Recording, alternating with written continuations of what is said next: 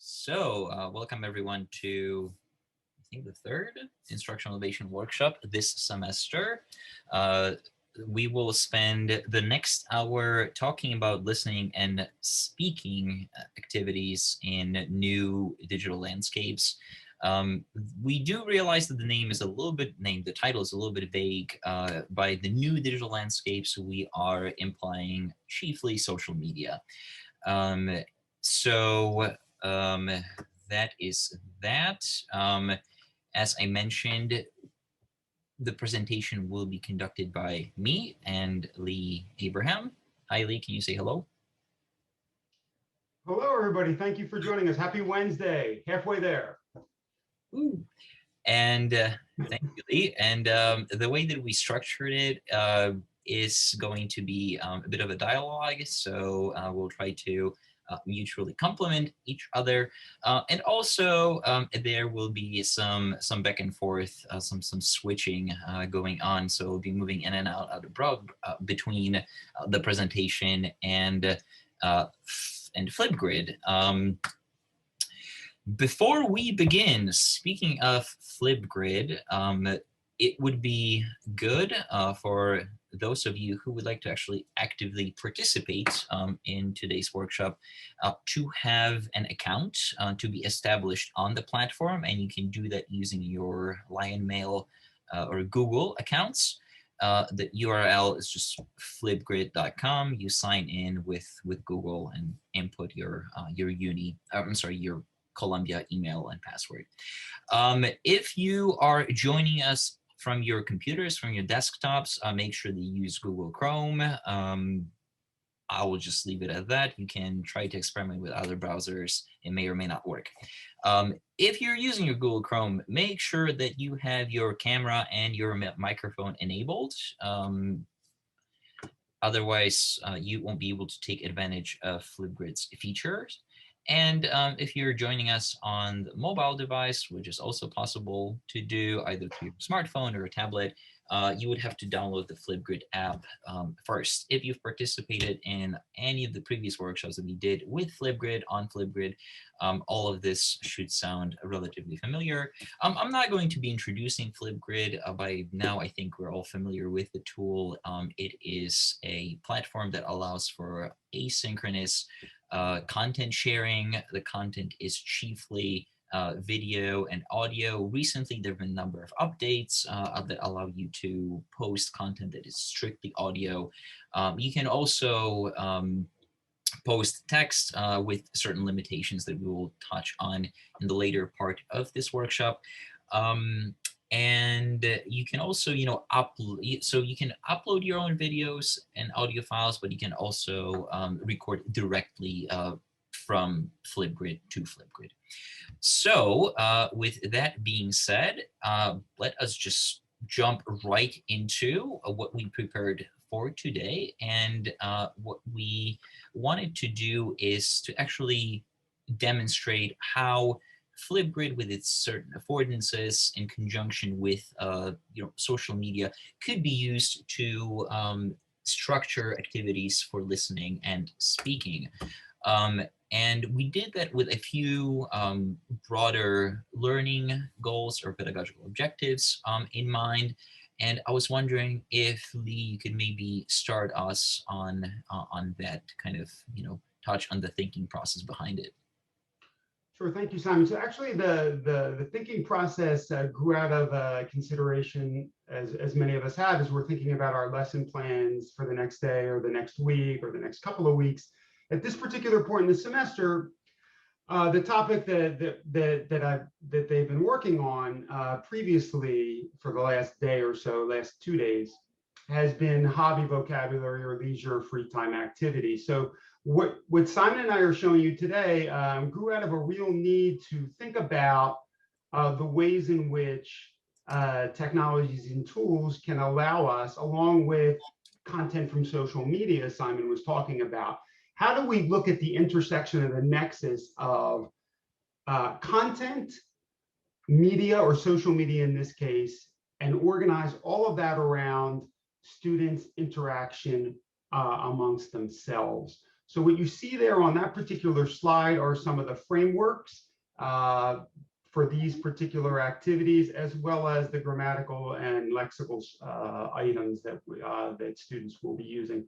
Having said that, in the activities in which we will be demonstrating, students have already been practicing those structures and the vocabulary for the last 2 class sessions. So this would be the 3rd class session in which they would be engaging in these activities. And depending upon your group, you could probably do this in the 2nd class session, not the 3rd, because you would edit the tasks and the lesson plans based on your particular students in your particular languages.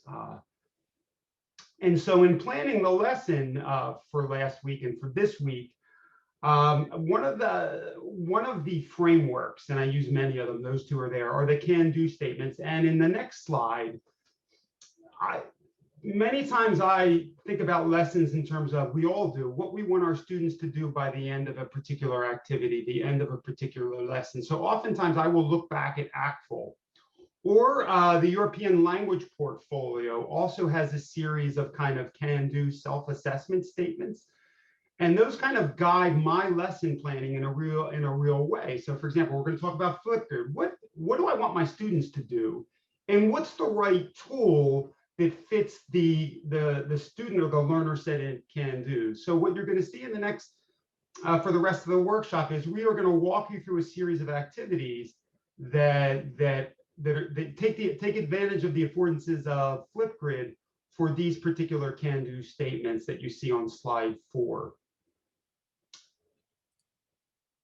And the intercultural is not one that we will explicitly address today, but it's a topic that could be readily addressed in a follow-up activity, or depending upon the level that you're teaching, you could weave the intercultural communication goals into your use of Flipgrid.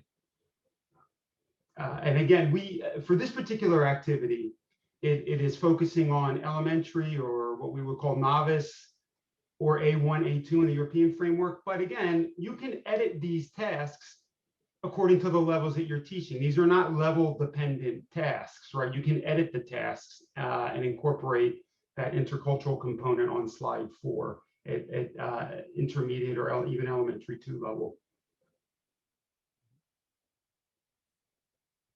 And so the way to think about what we're going to show you in the next few slides is from the point of view of students. This is what students will be able to do by virtue of participating in the series of activities that we are going to be doing through Flipgrid. And we'll move on to Flipgrid. Okay, we will do that right now. This would be our point of departure to switch to Flipgrid. Before I do that, Lee, if you don't mind, I just wanted to add 2 things. Sure, go right ahead. To the can-do statements. So, so they're all valid in the context of what we are proposing today. But we thought that it would be especially apropos and relevant to focus on the sort of interpersonal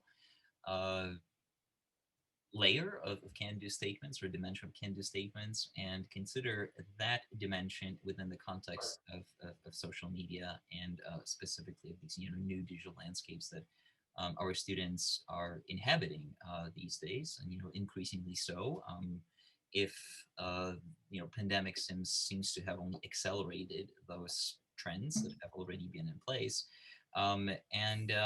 We decided to really, for the purpose of this activity, emphasize the social media, the digital space aspect as a, perhaps one of the main sort of configurations that are conduits for interpersonal communication among our students.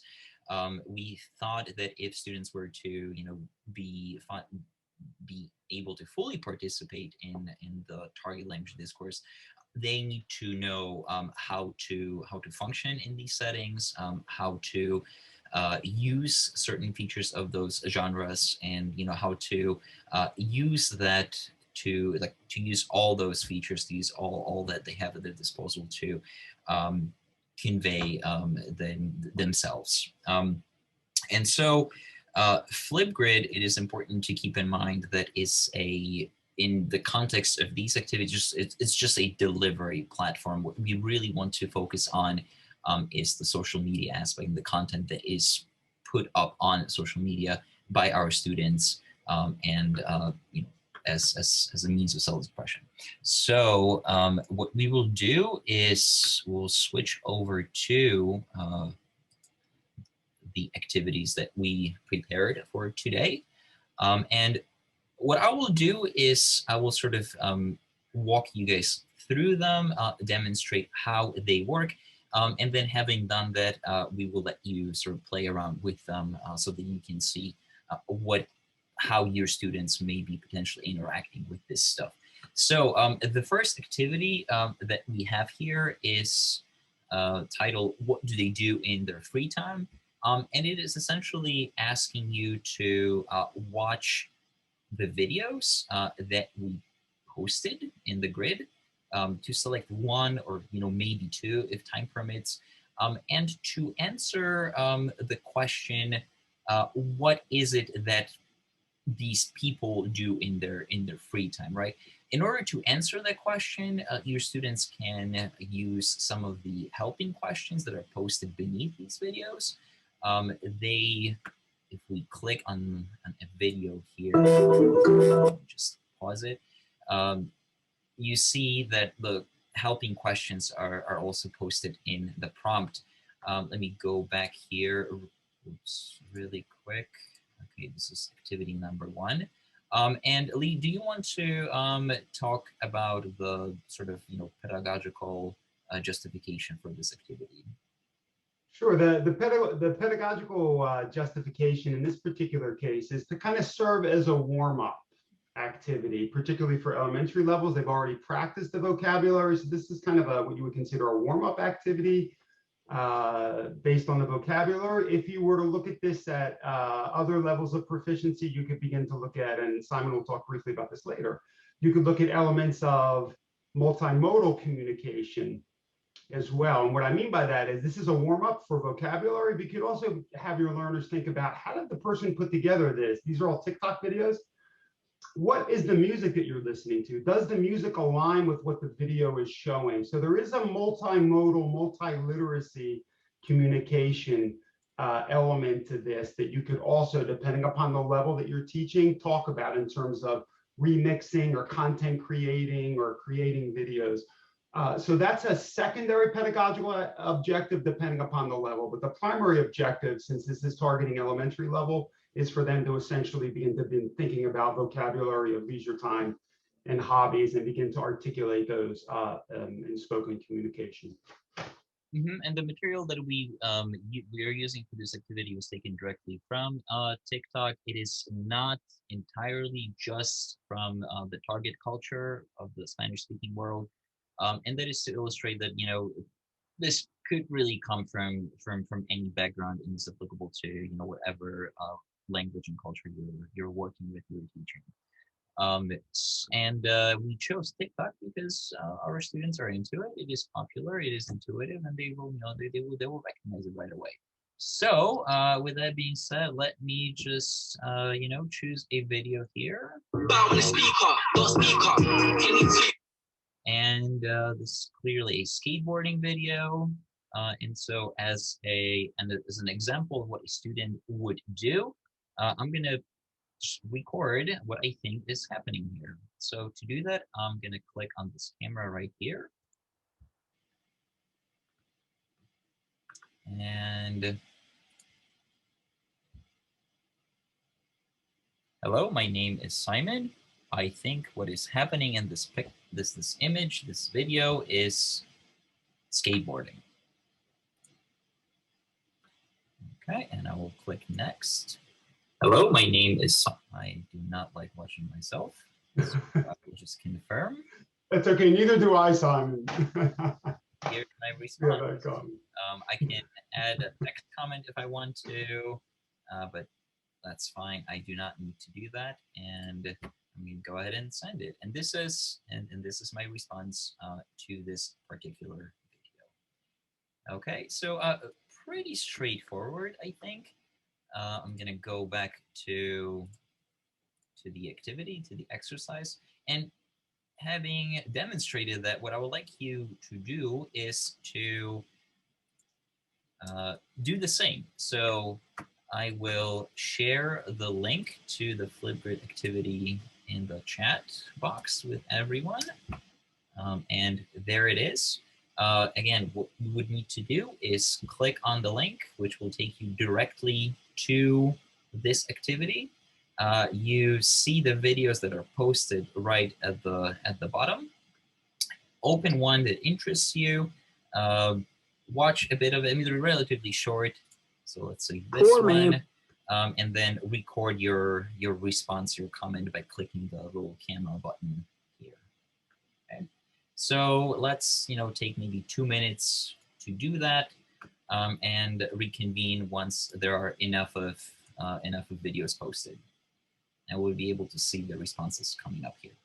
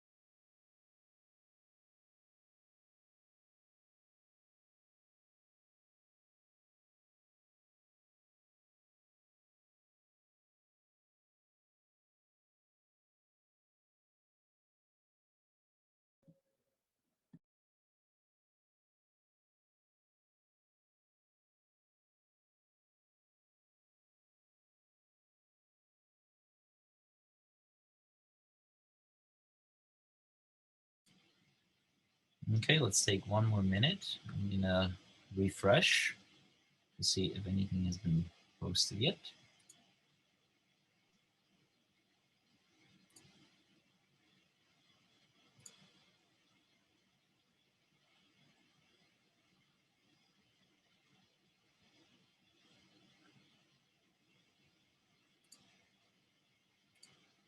Just to recap while we're waiting for the videos to come in, this essentially would be a quick warm-up activity to activate the background knowledge around the vocabulary and the grammatical structures they have already been practicing, in addition to kind of modeling interrogatives or question words, which you see kind of captioned underneath each TikTok video that you see.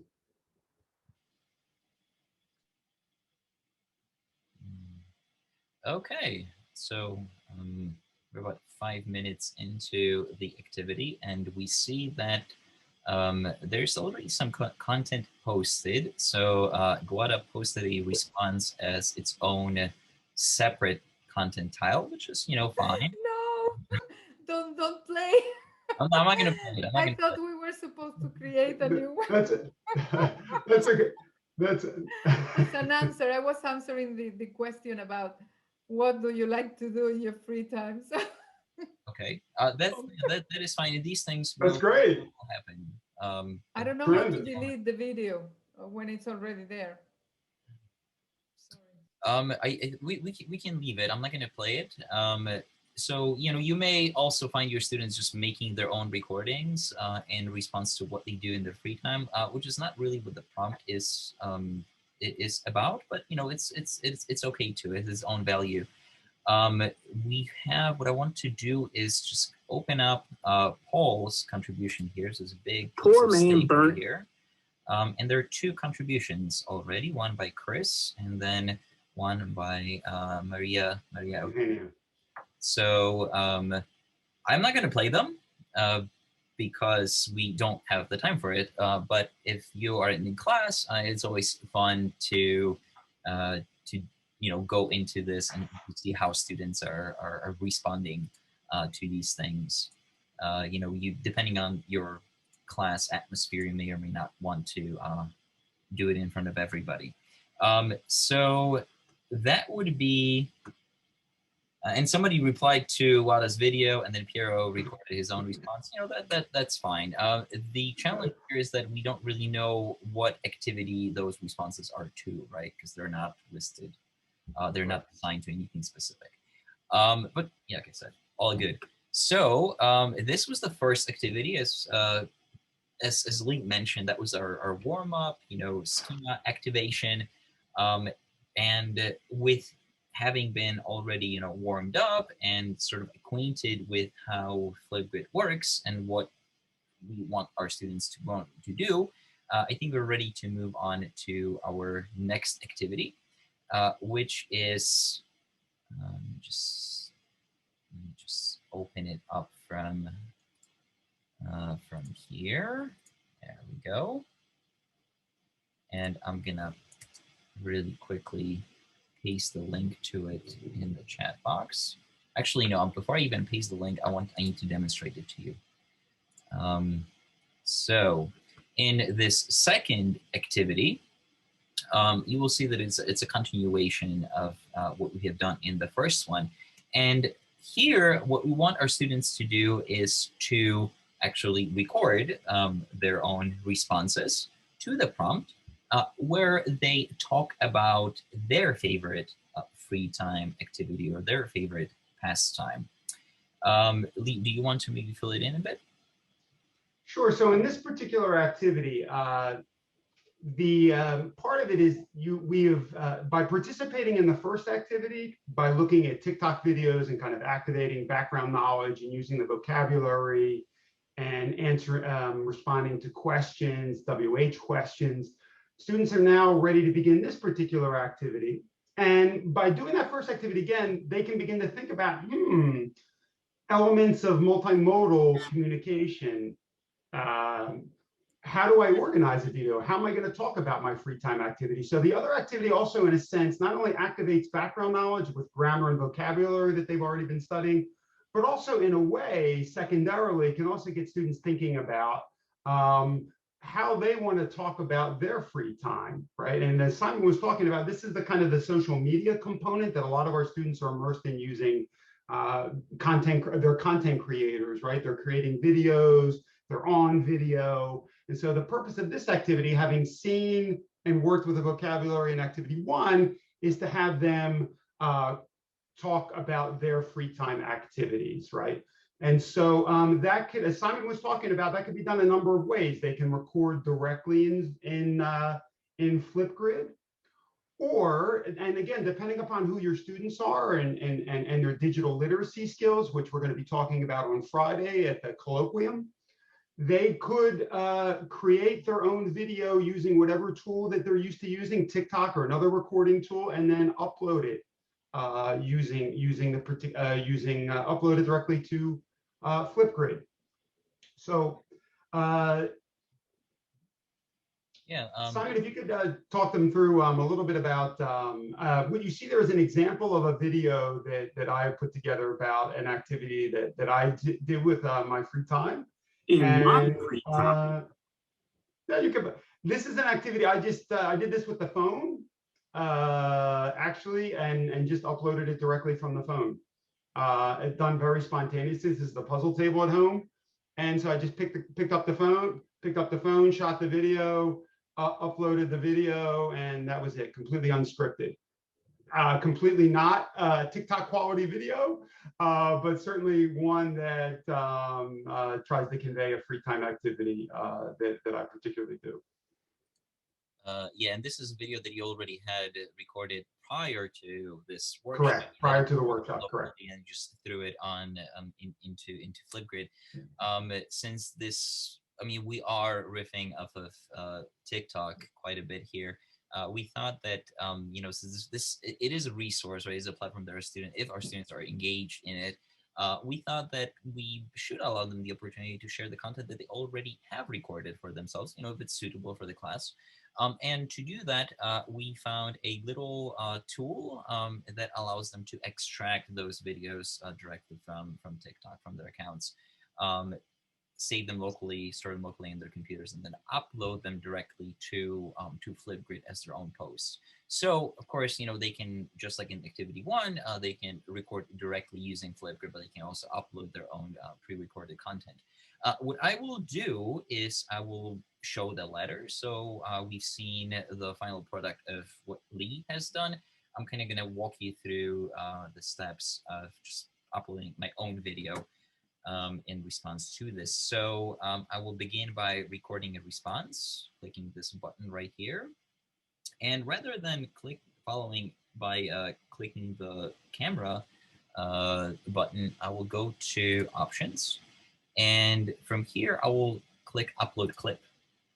And we can drag and drop things into here, but which I already have a clip prepared. It's from a little video that we put together with some of the guys from my martial arts dojo.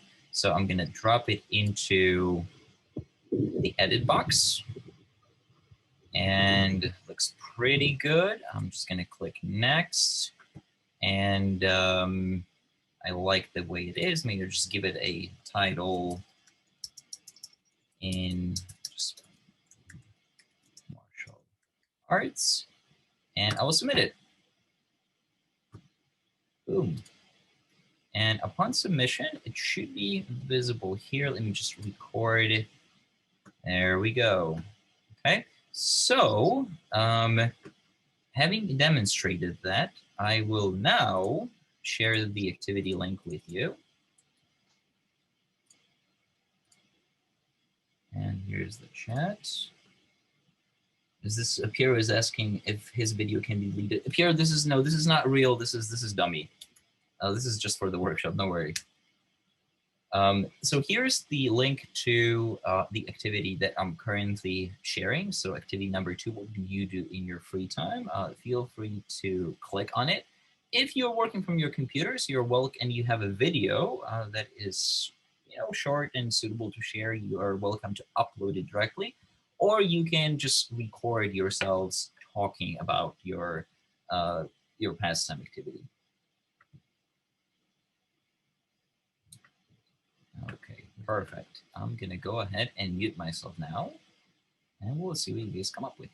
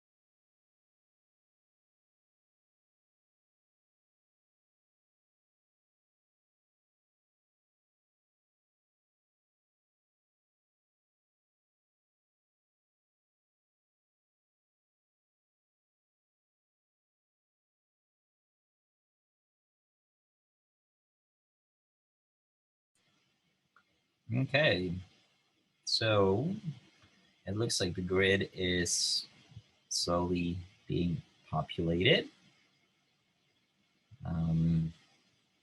Okay, very nice. Feel free to continue to work on your videos. What I will do is, in interest of time, we're going to move things forward a little bit. So I see that the 3 posts that are present appeared were recorded directly with Flipgrid, which again is completely fine for the purpose of this assignment and definitely for the purpose of this workshop. Having gone through the sort of interpretive mode, presentational mode, we would like to move on to the third activity, which is more interactive or interpersonal.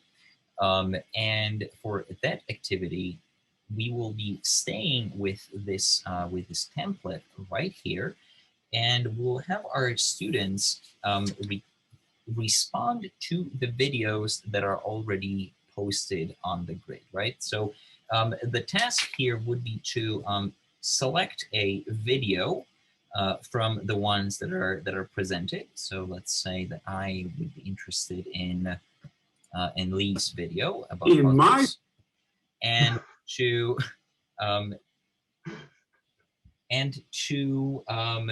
record a 1-minute response where you're asking questions about this specific activity, right? So those questions could be similar to the questions that are presented that your students will have been primed for by now by activity 1. They could be different questions. The point here is to interact with this video in a way that that initiates some sort of a conversation through interaction and dialogue. So as I demonstrated, here's Lee's video. There are a lot of puzzles on the table, but I'm really interested in what is on the plate right here. And so what I will do as a comment, I will go to options. And here, I would also like to show you that you don't have to record your video. You can record just the audio itself. So I'll hit mic only, minimize this, and start recording. Wow, Lee, this looks fantastic. I love the colors and the complexity of the puzzle, but what do you have on the plate next to it? Is it candy? Is it chocolate? Do you always eat chocolate when you make puzzles? That seems like a dangerous proposition. Okay, so this would be my contribution here. I will hit next. Wow. And that was very loud. I will confirm it and post it. Okay, so here's how you can, if you want to, you can have your students just respond orally without having to record themselves with these questions, because we decided that questions would be the correct way to go here. But responses could vary, right? They could respond with their own activity. They could respond with a song. However you want to structure this. So seeing how you guys already have the link to this activity, why don't we take a few minutes and choose from any of these 5 videos posted here to ask a few questions pertaining to these specific activities.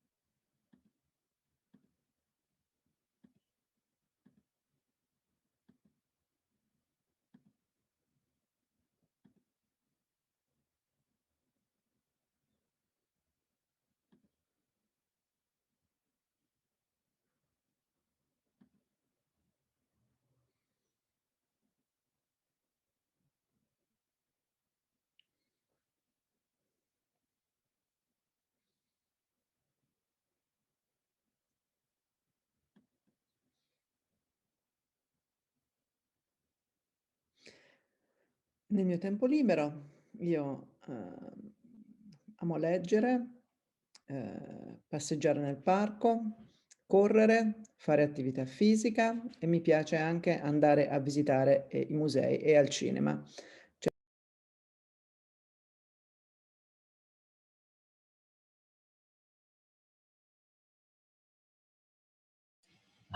Okay, it is 3:45. Let me refresh this to see if there are any comments. And we do have a couple comments. Wonderful. I will open a random video. Let's take a look at Maria here. Oh, and then there we go. And the comment here is by Vaini, and Vaini decided to record her questions or her commentary, or submit a commentary as audio only without a video. Okay, which is great. That's exactly what we want to do. In my free time. Okay, that's Lee's free time, and we have Alessandra's contribution too, which is good here. Let's maybe go and see what's under Chris's video. And Maria Eugenia also submitted audio content here. So here we only have sort of just one contribution, because as your students are submitting their own things, this will extend in length, okay?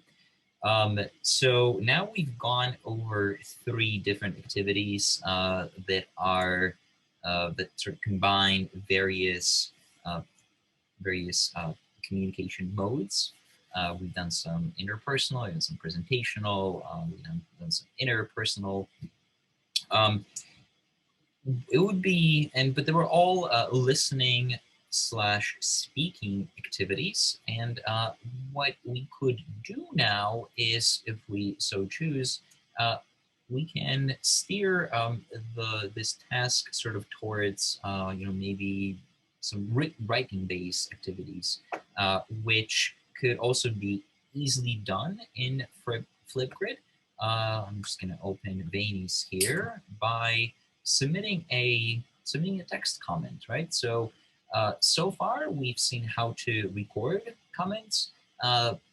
Comments can also be written. And here it is important to keep in mind that there is a character limit, which is 500 characters, which in and of itself may not be a limiting factor depending on how you choose to scaffold the activity. But I will let Lee talk a little bit more about that. But Lee, you need to unmute yourself first.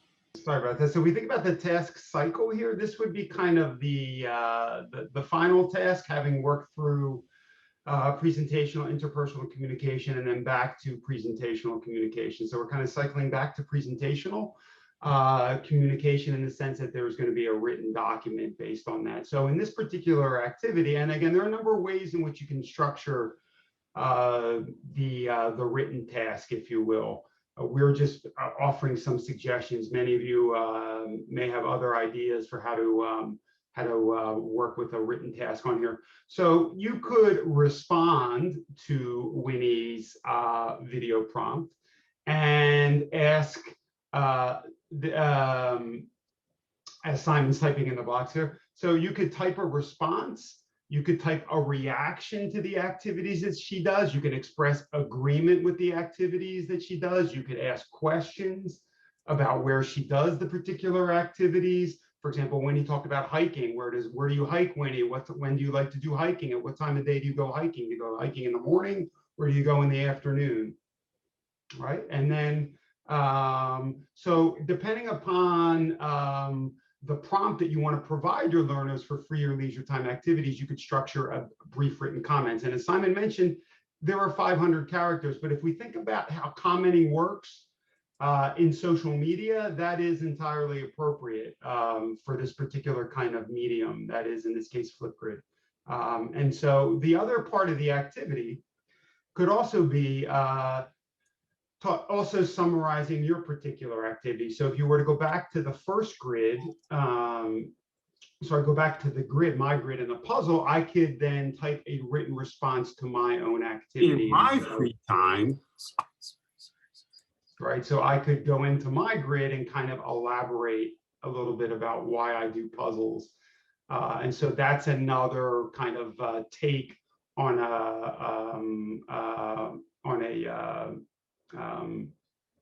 a writing assignment based on that as well.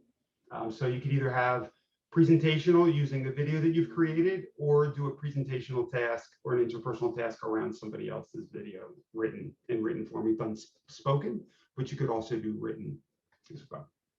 Again, it's about not so much about the it's about thinking about where your learners are and the types of communication that you want to use the tool for, and where you are in a particular semester in terms of themes, topics, and finding the right sequence of presentational, interpersonal, and interpretive, and also, when possible, the fourth type of communication, the intercultural communication. And so when we look at the can-do statements that we put on the beginning of the presentation, that would kind of undergird or kind of guide the task sequencing in terms of how you want to do that. You could begin with an interpersonal and follow by a presentational, right? These are not a linear, these are not lockstep in the sense that the way we presented them is lockstep, but depending upon where you are in the semester and who your learners are, you could present one before the other in terms of the sequence as well. Or you don't always have to include all four, as all of you know, when you're doing your lesson planning, right? We just wanted to kind of show you examples of interpretive, presentational, interpersonal, and certainly in your lesson planning around the content that you're working on, you could be able to begin to think about what are the types of can-dos that students will be able to do.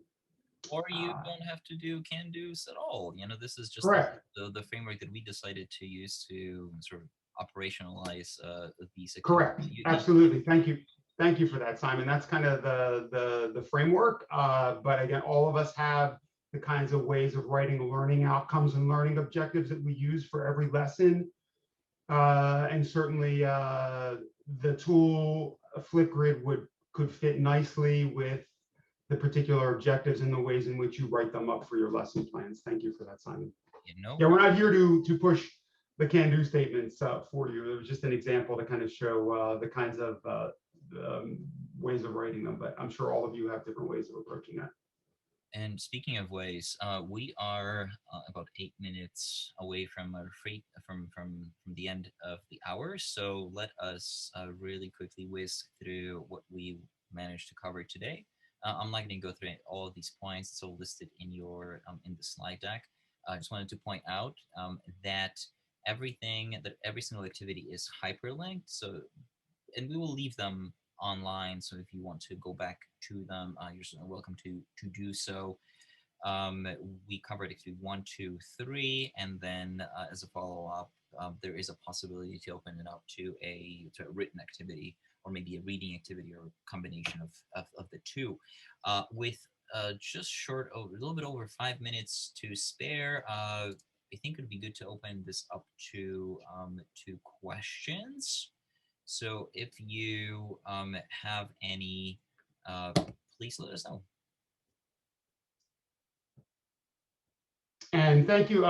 Simon and I would also want to thank you for coming and joining us as you're thinking about your questions, and you can put them in the chat too, or unmute yourself.